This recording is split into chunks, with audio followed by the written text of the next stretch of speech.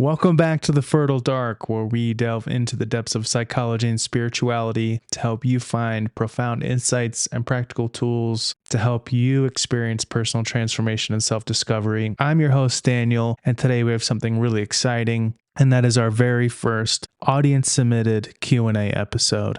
So thank you to everyone who has shared your thoughtful and intriguing questions. We're going to be exploring topics like overcoming distractions, being your true self, the therapeutic power of music, and so much more. So let's dive deep in and uncover the wisdom hidden in your questions. I'm really excited for this. And just as a really quick note, we're going to do our best to treat each of these questions with some depth, but I also want everybody to know that this won't be a thorough treatment of any of these topics. And so if you find yourself intrigued or interested in digging in a little bit more, that will be a great opportunity for you and for me as we work together to create future episodes. So if there's something that you really are interested in diving into more detail, please jump on and let me know by reaching out through social media or through the email that will be listed in the show notes. Just a quick disclaimer, the content provided here in this podcast is not intended as a substitute for professional mental health advice, diagnosis, or treatment. So always seek the advice of your mental health professional or other qualified health provider with any questions you may have regarding a medical or psychological condition. So first question out of the gate, this is a real banger. I love this question. How do we overcome the distractions that are preventing us from reaching our goals, specifically when things or people come up and skew your focus around what you've planned? So for example, relationships, friends, work, big life choices, doubts, and health. I love this question. Super complex in a lot of ways, and hopefully we can do it some justice.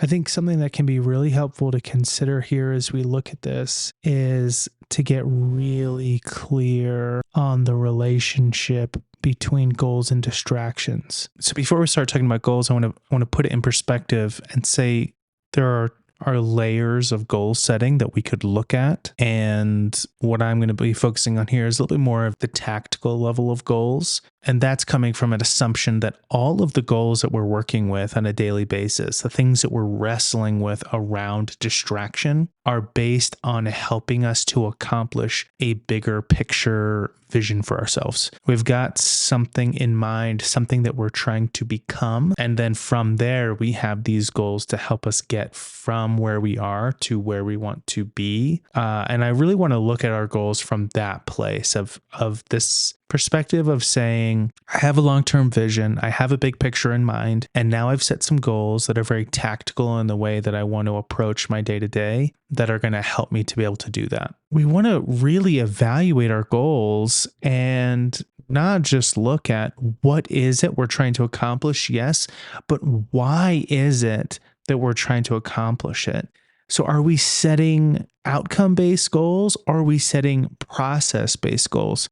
And that is really important to be able to understand, not just the what, but also the why. This is actually a key component in Austin Kleon's book, Show Your Work, which I really love in this perspective of goals and reaching our goals and being able to resist distractions or overcome distractions. I love this quote from his book. Overnight success is a myth. Dig into almost every overnight success story and you'll find about a decade's worth of hard work and perseverance. And I think that's really what we want to look at here, is we want to focus on the process that we're going through that is really tied to the why behind the goals. And then once we've identified the type of goal we're setting and we've reevaluated a little bit and we've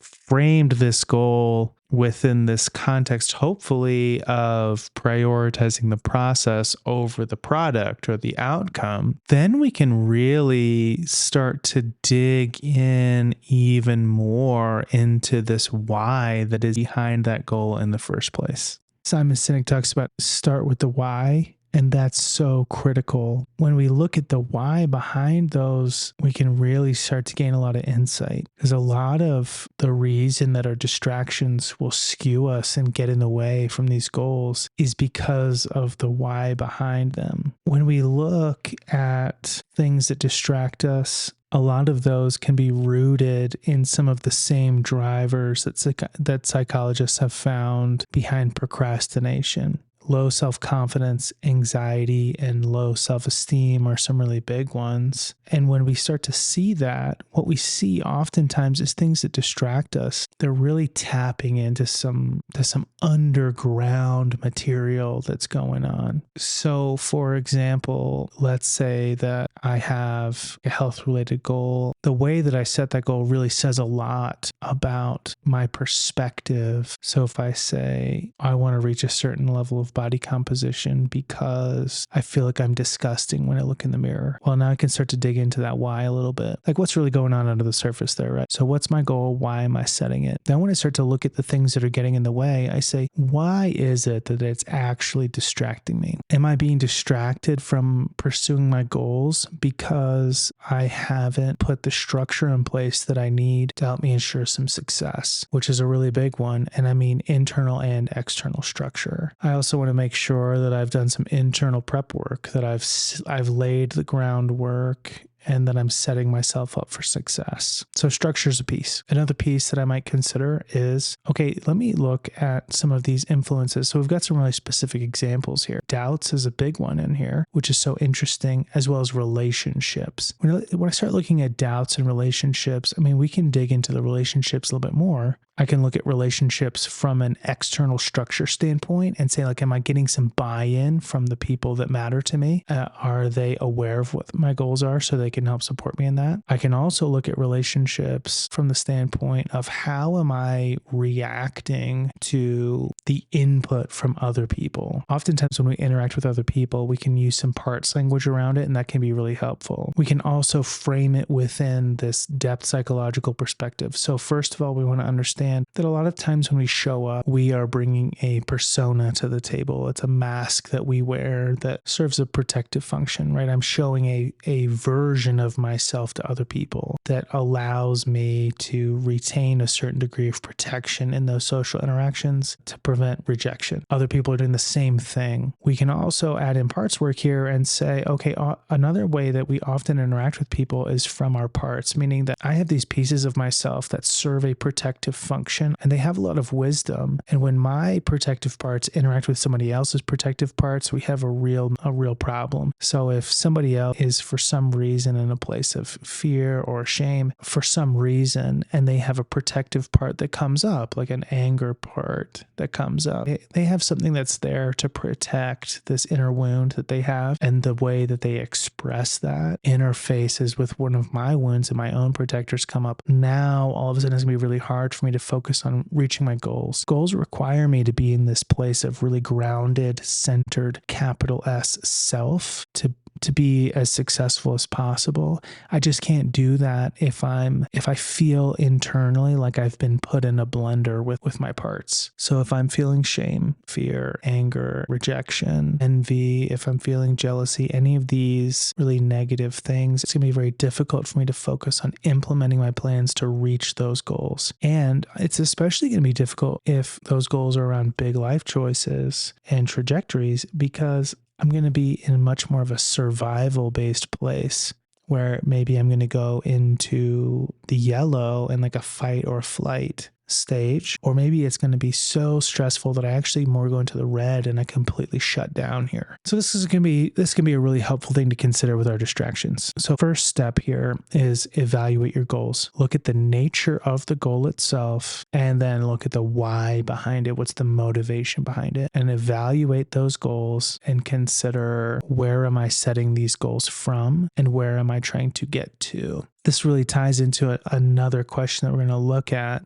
but something that can be really helpful is to be very, very deliberate in the motivation here, driving from that capital S self place, which gives us the greatest likelihood of success. Now, that's not to say we can't set other goals. Maybe I just love reading and I want to read X number of books this year. That's great. Well, then I move into step 2, right? Which is making sure that I have prepared the environment internally and externally in a way that gives me what is necessary to succeed in that process. I want to make sure that I have the internal structure, that I'm working on maintaining a grounded, regulated, centered place, and that my external structure is in place as well. I want to make sure that any habits that need to be in place, that they're established. I want to make sure that I'm removing things that are within my control to remove, and also that I'm getting buy-in from the people I care about most. So hopefully that's helpful in the distraction piece. Next question. How do we keep from basing our expectations for ourselves around others' expectations? Honestly, I feel like this really ties into the distraction piece. When we look at being distracted by friends and other relationships, this is really hard for a variety of reasons. One is if we are still tied into a place where we are primarily focused on social acceptance and identity, which is a very common thing to experience. But if that's our primary place of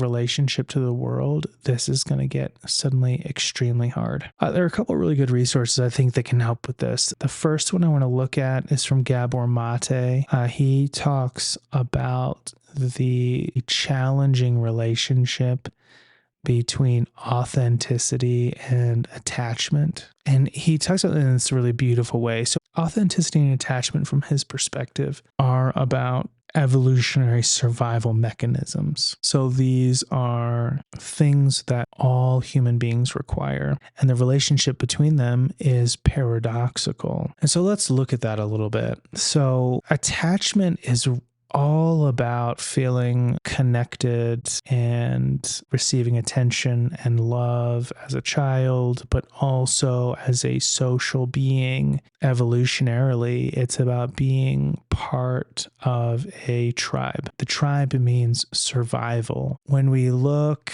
at, we're talking about love, connection, belonging. Those are our core pieces here of attachment. Now, when we talk about authenticity from Gabor Mate's perspective, we're talking about the capacity to identify or feel our emotions and feelings and understand and express those from like this physical place, right? So if I'm looking at it again from this evolutionary perspective, I'm saying, A, I need to be part of a tribe to survive. And B, I also need to have an internal mechanism that gives me a physical experience to let me know when something is dangerous or not safe. The first is attachment, the second is authenticity. The paradox comes into play when these two needs of authenticity and attachment come into conflict with each other. Attachment always wins. When we consider the experience of being rejected, like when attachment is threatened with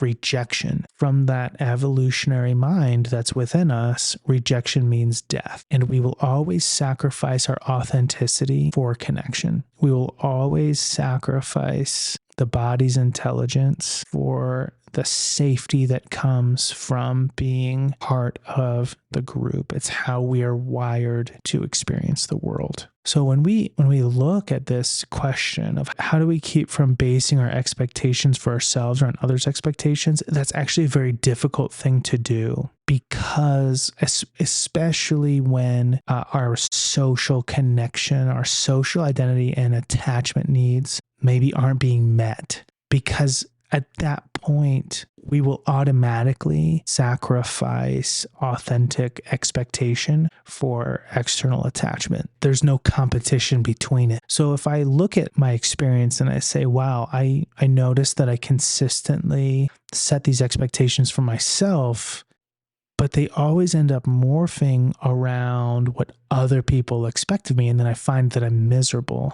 there is a potential there that your attachment needs aren't being met. And because your attachment needs aren't being met, you're sacrificing that authentic expression of your personal expectations to meet the perceived expectations and demands of other people that you associate connective attachment needs with. We can also look at this from another resource, Brené Brown, who talks about this really beautifully in a variety of ways. I especially love the way she talks about it in her book, Dare to Lead. There are a couple of things that she talks about in here that I think can be very helpful. So she talks about the importance of vulnerability in our social relationships. Like there's this expectation that in being vulnerable, or in other words, in prioritizing authenticity and getting into a place where we can actually do this, there's a guarantee that there's going to be some failure and some hurt here. But she does give some really beautiful criteria here in her book, Dare to Lead, that can be really helpful in navigating this attachment need effectively and meaningfully and powerfully. The first thing we're going to look at is how she helps to prioritize the types of people that we are willing to allow an expectation to come from. So our first criteria, she describes this as a mandate that she lives by, and this goes back to Teddy Roosevelt's The Man in the Arena. And she says, if you're not in the arena getting your ass kicked on occasion, I'm not interested in or open to your feedback. There are a million cheap seats in the world today filled with people who will never be brave with their lives, but who will spend every ounce of energy they have hurling advice and judgment at those who dare greatly. Their only contributions are criticism, cynicism, and fear-mongering. If you're criticizing from a place where you're not also putting yourself on the line, I'm not interested in what you have to say. We have to avoid the cheap seats feedback and stay armor-free. Get clear on whose opinions of you matter. So I love this first piece, right? We've got to be able to evaluate the people that we spend our time with. Are they the kind of people who are in this metaphorical arena day in and day out, working everything that they have to be the best versions of their self? Now, obviously, there's some grace that goes with that,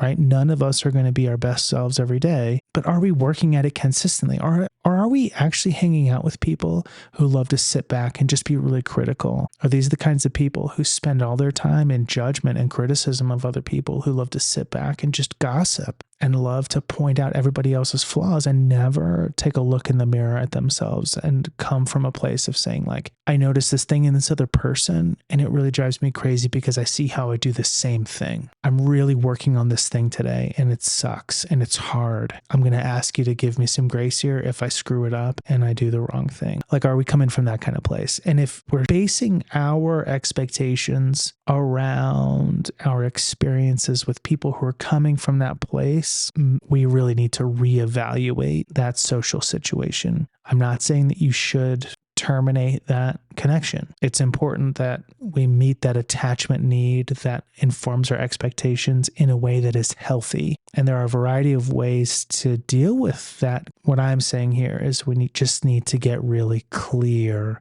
on whether or not we're going to allow their opinion of our life and our lifestyle choices to really matter to us. So something else that she gives that's a really helpful in this way, she gives an example of how to decide whose opinions really matter. And she calls it the square squad. And she gives a really nice guideline for finding the square squad and a rubric for how to determine how we find these people. So here's the activity. Get a 1-inch by 1-inch piece of paper and write down the names of the people whose opinions of you matter. It needs to be small because it forces you to edit. So if the exercise is to identify the names of people whose opinions of us matter, we need to figure out how to identify these people. And Brené Brown gives us a good rubric for this. And she says, the people on your list should be the people who love you, not despite your vulnerability and imperfections, but because of them. The people on your list should not be yes people. This is not the suck up squad. They should be people who respect you enough to rumble with the vulnerability of saying, I think you were out of your integrity in that situation and you need to clean it up and apologize. I'll be here to support you through that. Or, yes, that was a huge setback, but you were brave and I'll dust you off and cheer you on when you get back into the arena. So here's so we have our square squad. We have this 1 inch by 1 inch square with the people whose opinions matter. We have criteria for how to determine who those people are. The people who aren't yes people, the ones who are willing to rumble in vulnerability with us and help us be accountable. So she also gives us a really beautiful practice to do with this, and that's to take our 1 inch by 1 inch piece of paper, fold it up, put it in our wallet or equivalent, and take 10 minutes to reach out to those people. Just reach out with something simple. For example, I'm getting clear on whose opinions matter to me. Thank you for being one of those people. I'm grateful that you care enough to be honest and real with me. So this is a great way to do this, right? So I'm struggling to maintain integrity in my expectations for myself. I'm basing them around other people's expectations. How do I manage that? Well, number one, we've got to resolve the attachment issue. We have to make sure we are connected to other people with healthy relationships. When I say connected, we are seen, heard, understood, because when we have this connection in our attachment to other people, we have this really positive attachment, then it enables us to be authentic. One of the ways that we can determine who to focus this connected energy on in terms of our expectations are the people in the arena that we would put in our square squad. So hopefully that helps there, because the key here is that if we want authentic expectations, it will always be beat out if our attachment needs aren't met. Okay, next question. It seems like not a lot of people put discipline into life. They take a casual approach that doesn't lead them to being happy. How can we develop moral discipline? And can making decisions in advance make decisions in the moment easier? Okay, here's what I love about this question. It takes the idea of discipline from a very, I would say, stereotypical perspective. But here's where I really want to go. I love this idea of intentionality versus being casual around the idea of discipline. And so what I really want to do is take a different approach to discipline here and see if it helps a little bit. Because there are a variety of ways to define discipline. Typically, the way we talk about it is like if I Google the dictionary definition of discipline, we are going to go with the first one on the list. The practice of training people to obey rules or a code of behavior using punishment to correct disobedience. Or similar is the controlled behavior resulting from discipline. It's this idea or a system of rules of conduct, a mechanism of behavior control or behavior modification. I would love to look at it from the second definition, which is a branch of knowledge, typically one studied in higher education. And for me, when I say higher education, I'm not talking about high school or university. I'm talking about higher in terms of like a higher plane, a higher level of consciousness. That's the way I want to look at discipline, because I feel like if we look at discipline from that perspective, the behavior piece becomes a little bit easier. And so here's the way that I really want to look at this. When we consider discipline through this lens, what comes to mind for me is, what am I really devoting or dedicating my life to learning and expressing in the world? That really is the key. And when we talk about discipline, all of the behavior modification stuff is designed to help us get to a desired end state. We're trying to get from A to B, and we're trying to maximize effectiveness and efficiency. We're trying to reduce setbacks. We're trying to do all of those things. However, it's a very top-down approach. And when you take a structure and you lay it on top of another structure, there's limitations there. Then you start to run into this conversation around willpower and discipline, and are there limitations there, and all of that stuff. And that's really, really important. And if you're interested in that, I highly encourage you to go get after it. Maybe we'll bring it in at some point. I think it is really useful. However, for right now, I don't want to look at it from that lens. I want to look at it from a bottom-up lens. The discipline that I would like to propose here for us to work on putting into life that helps us make decisions in advance in a way that makes decisions in the moment easier is actually described by Bill Plotkin in his book Nature and the Human Soul, The Quest for Authentic Identity, which he describes as our ultimate place. Not just any place, and not simply one that someone will pay us to occupy, such as a job, or even a task that we happen to have a talent to perform, like an art or a craft or a career that someone recommends to us. But he says it's got to be our place, one that is keeping us, one that is in keeping with our vital core. He says it's a place defined not by the deeds we perform, but by the qualities of soul that we embody, not by our physical or economic achievements, but by the true character we manifest, neither by our capacity to conform to the masses, nor by our ability to creatively rebel against the mainstream, but by the unique way we perform our giveaway for our community. Our ultimate place is identified not by any social forms or roles, but rather by the symbols, stories, and archetypes unearthed from the deep structure of our psyche and by the way the world invites us to belong to it. Here we're talking about our unique ecological niche, our ultimate place in the world, the place that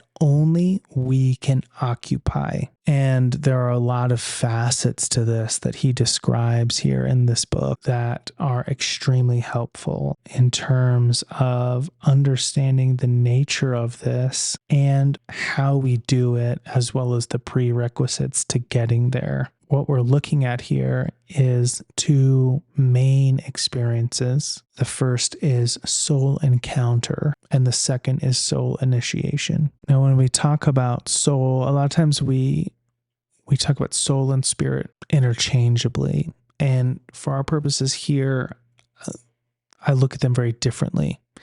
When we look at the spiritual component of our person, we're often looking at this kind of transcendent function, this non-dual experience where we experience oneness or unity with other things. We talk about it like when I experience I'm having some kind of connection with things outside of myself in a way that elevates my consciousness, and we have this deep transformative connection. I'm becoming one with nature, one with the universe, one with God, whatever that is. When we're talking about soul, we're talking about an inscendent experience, like the deepest part within myself. I'm becoming one with myself rather than one with things outside of myself. Soul encounter is when we have an experience with that deepest part of ourselves. We are discovering a piece in there. This mythopoetic identity is what he talks about. And we often will find that there is this really beautiful experience tied to it. We begin to see with greater clarity who we truly are at our very essence, that infinite uniqueness that makes us who we are. Soul initiation it's an unfolding that takes place. So I'm going to enter into a metaphorical cocoon in which I am actually transformed. And over time, I have multiple experiences of encountering soul in a way where as I emerge on the other side, I am a different version of myself where the deepest, most authentic uniqueness within me is now being brought into the world outside of me. So what I would say is this.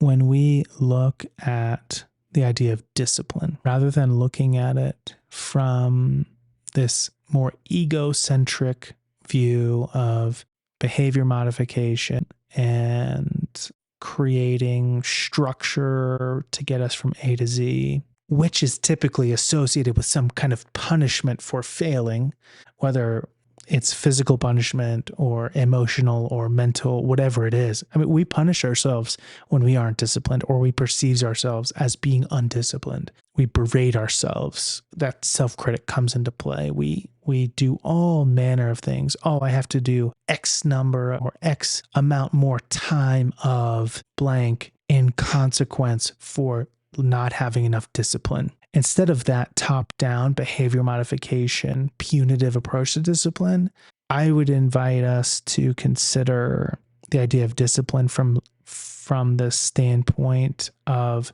committing ourselves to developing knowledge and expertise in the higher education of encountering and embodying our most unique, authentic self in the world. If we do that, a lot of the conversation here begins to change. And Nature and the Human Soul is a decent place to start. Personally, if you're really invested in it, we are going to do a future episode on this.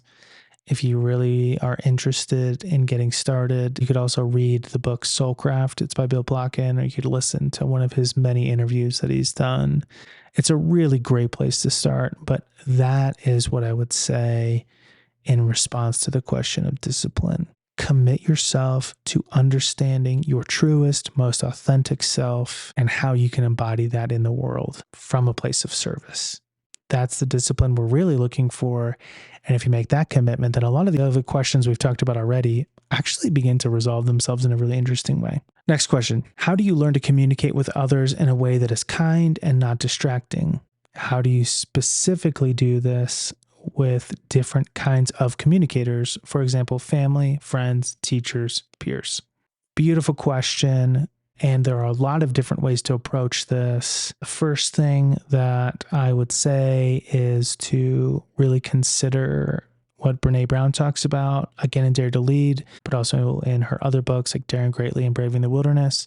When we look at communicating with others that is kind and not distracting, I'm not really sure what we mean by distracting here, but in terms of kindness, vulnerability plus boundaries. She talks about how vulnerability is not disclosure. So she says, there's a misconception in some circles. I'm a proponent of leaders disclosing personal experiences and openly sharing emotions in all cases. Number one, I'm not a proponent of oversharing, indiscriminate disclosure as a leadership tool, or vulnerability for vulnerability's sake. And two, there's no daring leadership without vulnerability.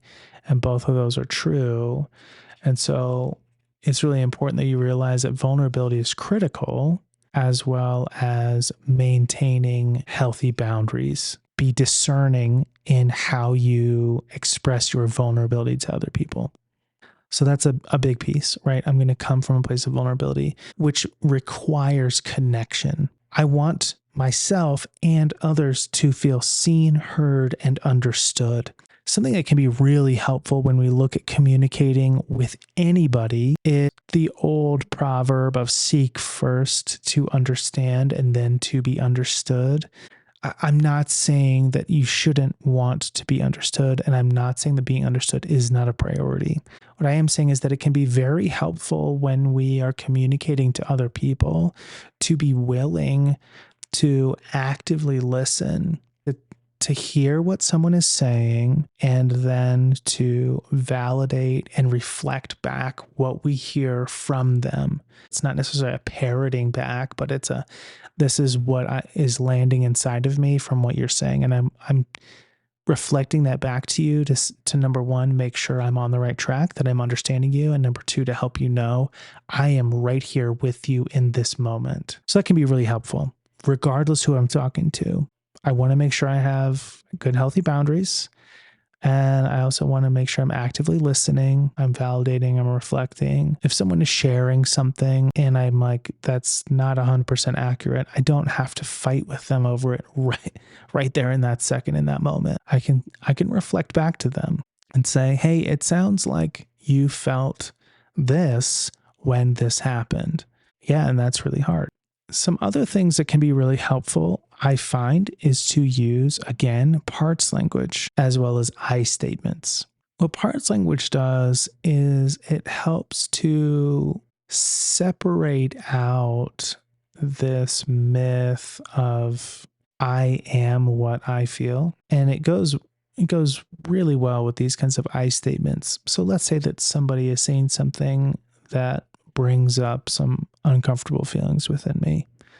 I can say things like, when you say this or when you do this, part of me feels this. And I'm not making it about them. I'm saying this is what's happening inside of me and putting it in that connective frame. So it can be really helpful to do. It diffuses a lot of tension and it promotes a lot of understanding.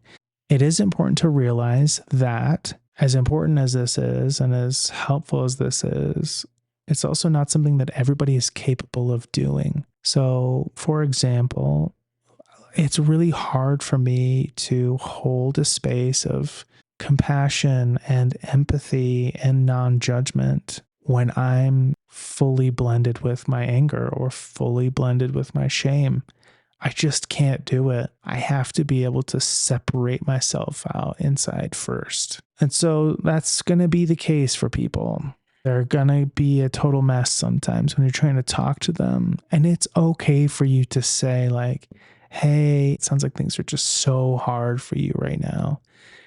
And then I can offer something to them in what feels appropriate within my boundaries. So, for example, if I am incapable of helping this person right now in any way, I can say, hey, it sounds like things are really hard for you right now. I would love to maybe sit down later and talk about this and see if I can't help you with it.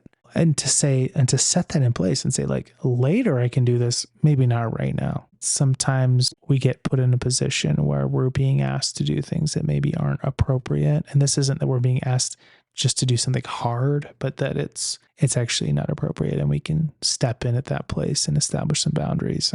And it's important to realize that actually, and this is something that one of my good friends talks about often, boundaries actually promote trust. Like when you establish boundaries, you tell people, I know where my limits are. You can trust me to know where my limits are. And that's a really beautiful gift you can give to people.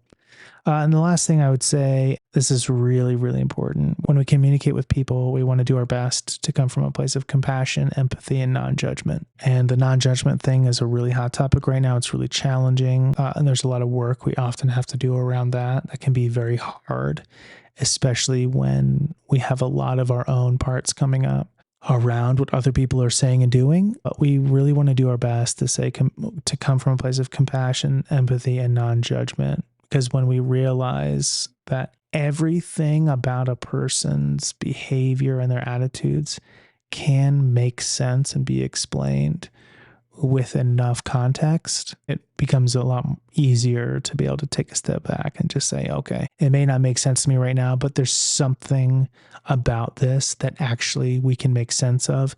I just need to take some space and time and go work on that. So those are some things I would say. Parts language is helpful. I statements are helpful. Compassion, empathy, non-judgment, and vulnerability with boundaries. Super helpful things to do. Okay.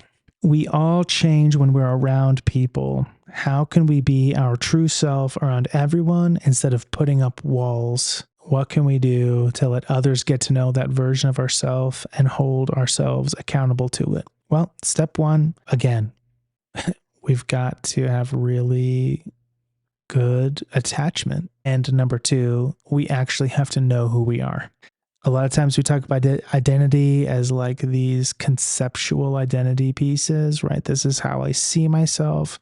Conceptual identity is not going to hold up here. It's going to get bumped around and shoved all over the place. You got to be in a place of deep authenticity with that truest, most unique version of yourself.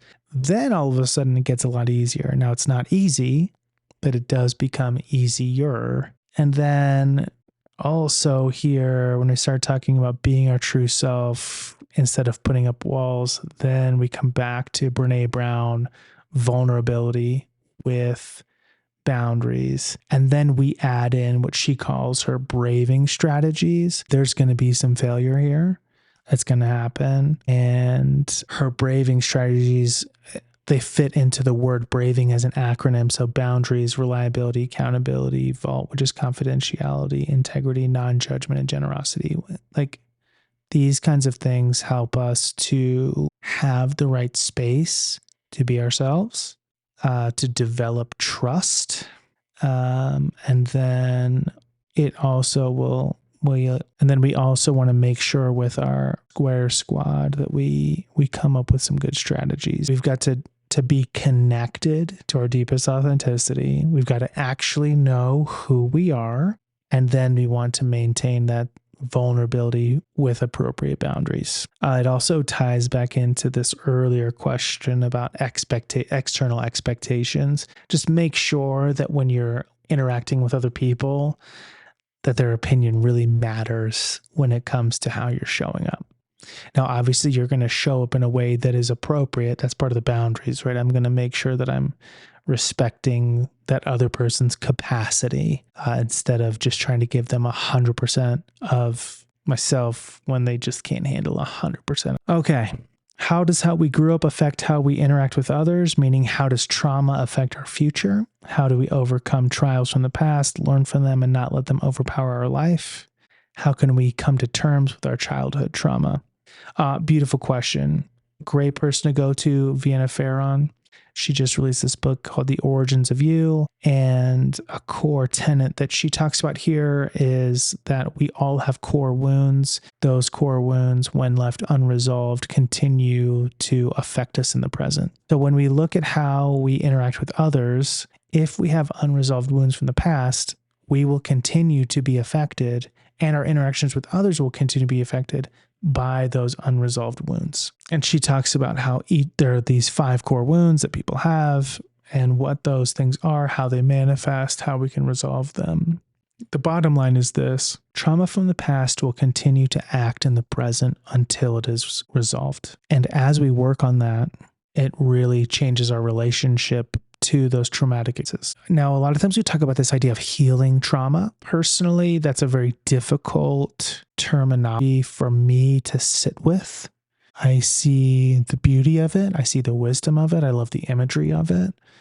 And yes, there is some truth to that as well. Personally, I love the idea of unburdening. I think unburdening is a accurate experience in terms of my own therapeutic experiences. And the way that I like to look at it is that the healing process mirrors much more of a spiral, an upward spiral, than a run of antibiotics as a metaphor. I think a lot of times we talk about trauma healing. We oftentimes use language that creates this visualization of, oh my gosh, I'm sick. I need my medicine. Once I take my medicine, then the sickness goes away and I am healed and it will not be a problem anymore. When in reality, it doesn't necessarily always work that way. Not to say that it doesn't go away, not to say that it doesn't bother us anymore. That's not what I'm saying. But depending on the nature of the trauma, especially developmental trauma and other types of trauma, the experience of it is this: there's a certain weight to that trauma that continues to burden you as you move forward. As you go through the healing process, you remove some of that burden, you lighten the load, and you're doing it in this upward spiral motion. So there's a period of unburdening where you're moving forward, you're facing into the light, you feel amazing, and you just are on top of the world. You feel so light, you feel so free. And then you continue through life, and then you turn this corner. And if you can imagine the visual, in some of the spiral you're moving forward and some of the spiral you're moving backwards, you're still moving up, but you begin moving backwards. And in those moments, you find that there may still be some burden present, and you get to work with that piece of the burden. And it's going to be hard, and you're going to wrestle with it, and it's going to hurt sometimes, and you're going to have these painful experiences come to mind, and you have a lot of feelings come up, and you might find that for a period of time, you're just always in the swamp. And then you turn this corner and you're able to offload some of that burden and you feel so light and you feel so free and you dance forward into the sunrise and you feel beautiful again. And then you just continue the spiral motion upwards as we continue to heal through the unburdening kind of experience. One of the things that's in here is coming to terms with our childhood trauma and how we don't always see the whole picture. That's a really powerful thing to keep in mind. So for me, my childhood had a lot of traumatic experience in it, specifically in relation to my relationship with my parents. What I found is that as I began working on my childhood trauma, I developed a different level of understanding around the nature of that experience from different perspectives. I could see it from the adult mind viewing the child experience. I could also see it as the adult in the future looking at the parent experience, and it didn't absolve the experience. It did, however, allow me to experience compassion for my parents in a way that I wasn't able to before. And I was able to see a lot of driving factors in their experience that led to what happened for me in our relationship. And so now I'm able to look back on those experiences and yes, it still sucks. And yes, it still hurts. And yes, I wish things had been different. And on and on and on, all of these things that, yes, it would have been awesome to have a different experience. And I also can see those experiences with much more compassion and generosity for the people who caused so much hurt for me. So that's an important thing, right? That we look at that and say like, okay, as we begin to work on things, we can see things differently. And the same has actually also been true for a lot of my wartime related trauma. You know, you go to war and the capacities that I was in as an infantryman, and you're going to experience a lot of really hard things. I was in a lot of combat, and it was really hard. It's still really hard. And I've also, as I've worked on it, been able to sit with those experiences in a way that brought me some real peace and understanding in some areas that were significant, where I could see the nature of those combat experiences from a different lens. And that's been really helpful. Where I've been able to kind of parse it out and work on things that needed working on and actually be able to remove some of the burden that was really just needing a perspective shift of seeing things from a different lens. Okay. How can the use of music function as a creative and therapeutic outlet in life, either as creating or listening to? Okay, I love this question. It's really fun. And there are a variety of ways to look at it. If you look up music therapy on Psychology Today, you're going to get some really great stuff in there. There is like a whole branch of therapeutic treatment around the use of music as a modality. And so here are some examples of some benefits that can come from music as a therapeutic tool. Improved mood, reduced stress and anxiety, enhanced cognitive function and emotional regulation. It helps process trauma, it fosters self-reflection, and improves social connections, even without prior musical training. So these are some really great, like, tangible things. So many of us are professional singers as long as we're by ourselves in our car or in the shower or, wherever we're at, because we're not actually trained as singers, or some of us are, we're just hobbyists with an instrument, or maybe we just need to make some noise, whatever it is. There's a lot of benefits that come there. And Psychology Today talks about music as a therapeutic tool that's effective in quite a few situations. So physical pain, cardiac issues, cancer, diabetes, dementia, autism, and depression. So it's a very wide array of circumstances that this can be helpful in. I also really like looking beyond music as simply a therapeutic tool. and considering it from just as a creative expression, and how can that be helpful. In his most recent work, Ian McGilchrist actually talks about music in this really beautiful way. He talks about it in a beautiful metaphor as well as he does with so many things. But I really love this piece right here.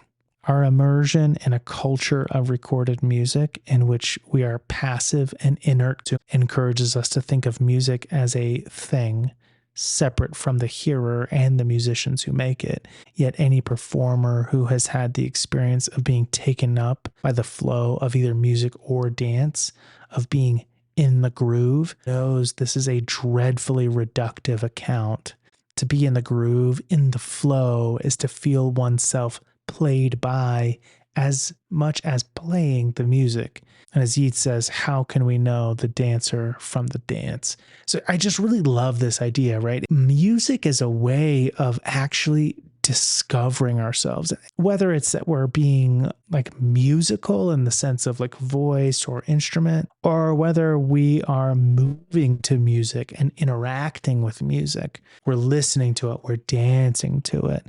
There's just this real beauty of self-knowledge and self-discovery of we essentially are creating our own music that then becomes a harmony with the music that we're hearing and that other people creating. And so it becomes this beautiful metaphor as well for this unifying experience with ourselves, with other people, like the community and the world around us. I mean, there's a very transcendent potentiality there that is just absolutely beautiful. So Stephen K. Levine also, he has this book called Trauma, Tragedy, Therapy that's all about art therapy. There's just something really interesting that I found in here around this question. He says there are different ways of telling stories. One of them is through poiesis, making or shaping. We know something by shaping it, by giving it a form. Art making is a way of shaping the truth, of setting it into a work.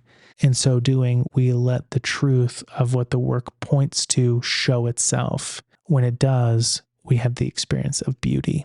Beauty is the phenomenon par excellence. It is what happens when we are able to let that which we experience show itself as it is in itself. I think there's really something to be said here for the experience of beauty, for beauty's sake, in terms of motivation for creating and listening to music. The experience of beauty is profound in and of itself. Okay, so the next question. Know that I have meaningful dreams, but I struggle to remember them. What do I do? If I were to pick the number one question that I'm asked, this is the one. Anytime I talk to anybody about dreams, it's almost always the same conversation, at least at first. Oh my gosh, let me tell you about this dream that I have. Or, oh man, I had this fantastic dream last night. I just can't remember it. And then we end up talking about like, what are some ways to be able to remember our dreams? So here are some things that you can do to remember your dreams. If I were to give you the short list, it's this. Number one, you've got to set an intention the night before.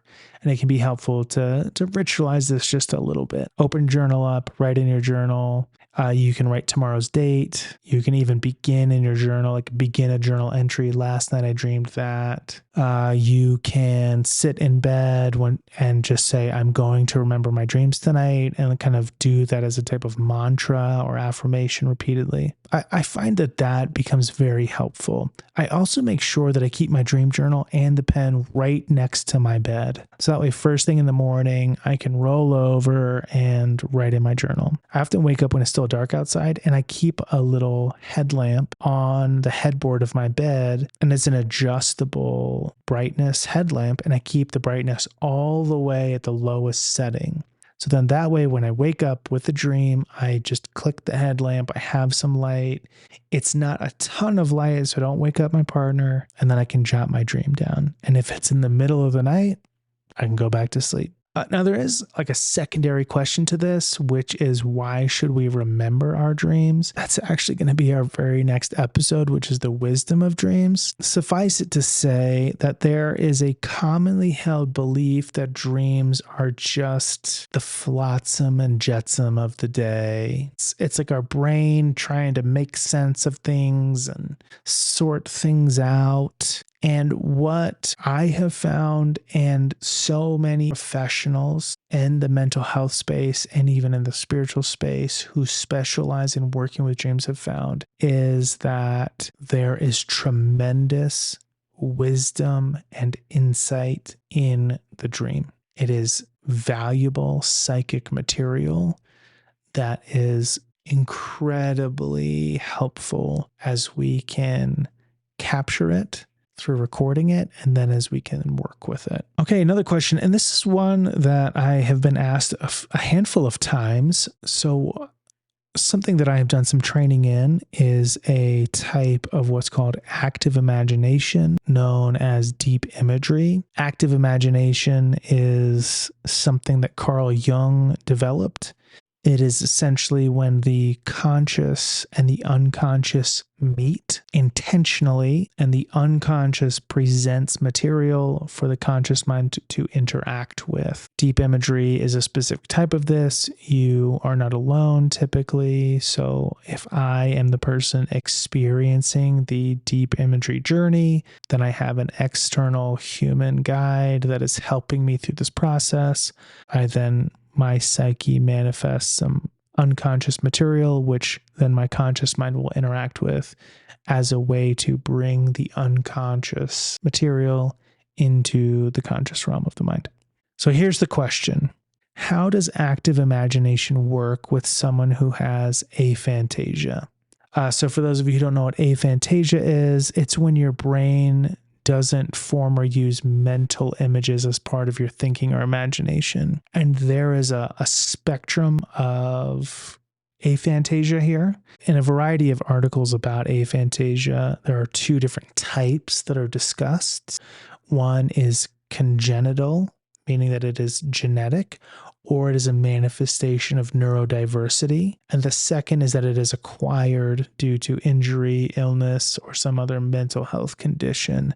There really is diversity of experience, like meaning that it doesn't manifest the same way in every single person. And there is a questionnaire that is used to assess the intensity of aphantasia in a person. It's called the VVIQ 16. There are a battery of questions.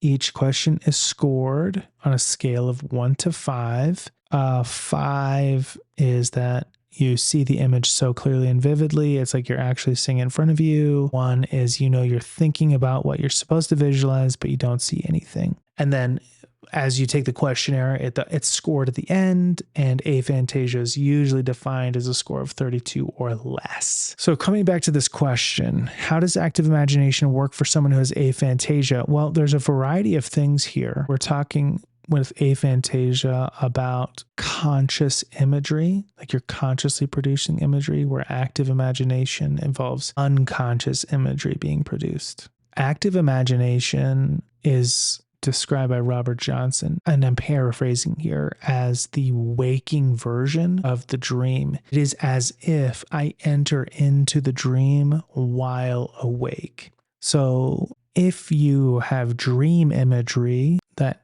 you experience when you're asleep, then there is also the likelihood that you will be able to experience imagery in active imagination. Now, that I can't guarantee that that's the case. And in fact, there are people who, when they practice active imagination, don't actually see, like quote unquote, don't materialize imagery in their mind's eye. Some people experience active imagination somatically, like it's an experience in their body. Some people experience it through feelings rather than through imagery. So there are actually a variety of ways to experience active imagination, and not all of them actually involve the production of an image in the mind's eye. Another piece here is that culturally in the West, we're taught to disbelieve are the imaginal world. The imaginal world is very different from the imagination. Imagination is the stuff that we create. The imaginal world is like an unconscious level space. Culturally, socially, those two things are equated and then told that it's not real. So there are times when guiding someone on an active imagination experience. So for me, that means guiding a deep imagery journey, that someone might say, nothing's here. I don't see anything. And there are often a variety of things that have happened. One is there's potentially that they just experience their imagery differently. Maybe they experience it as a sensation in their body. Maybe they experience it as a feeling. Maybe they actually experience it by physically moving their body around. Maybe there's an image of a tree, but the way that they experience the image of a tree is that they stand up and strike a pose as if they themselves are the tree. However, there are also the cases where someone has an image that does appear, but they disbelieve it and send it away. For example, my instructor talked about a session where she was guiding someone in a deep imagery journey, and this individual said, I don't see anything. And they spent 45 minutes doing this.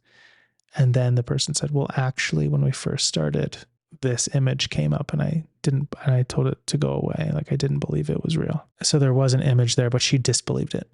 Another possibility here is that sometimes the presence of quote unquote nothing is the image itself, meaning that the darkness that we experience is the image for us to work with. So here we've got a variety of ways we can approach this, right? We can say, hey, maybe you, for a variety of reasons, you experience aphantasia and you are unable to experience any imagery at all, and active imagination doesn't work for you, which is totally valid. In which case, there are lots of other ways to dig into the unconscious. Active imagination is just one. There's plenty of other ways.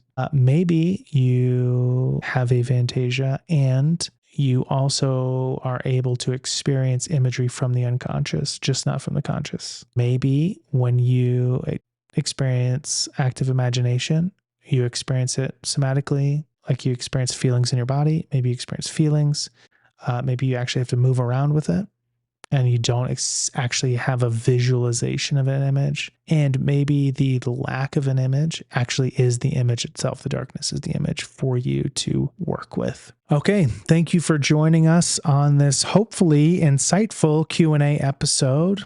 We've really covered a range of topics, from overcoming distractions to the therapeutic power of music, to remembering our dreams and the experience of aphantasia around imagery from the unconscious. The questions that you submit drive our discussions, so please keep them coming. In the next episode, we'll continue to explore ways to enrich our lives by exploring the wisdom of dreams. We also have some really potent upcoming episodes: creating sacred space, creative expression and the way that it can help us deal with grief, and so much more. So don't forget to subscribe, rate, and review The Fertile Dark on your favorite podcast platform. Share your thoughts and questions with us for future episodes. You can follow us on social media on Facebook and Instagram. And until next time, keep delving deep and embracing the journey.